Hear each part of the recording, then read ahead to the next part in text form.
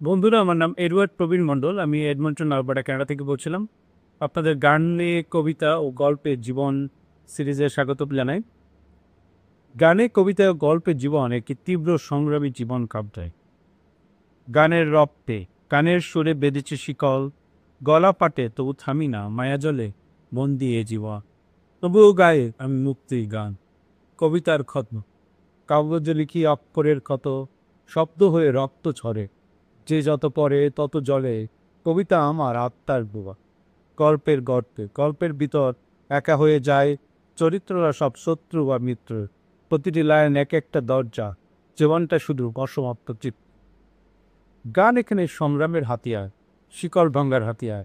কবিতা হলো রক্তক্ষর, শব্দের মাধ্যমে আত্মার মুক্তি।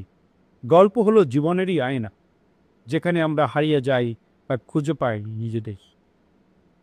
যদি বলেন আরও গভীর করতে পারি, যন্ত্রণার সুখ গানের মধ্যে কি লুকানো ব্যথা, অবাক্ত কবিতা যা লেখা হয়নি কখন, গল্পের বিলেন জীবনই জানেন পরমের।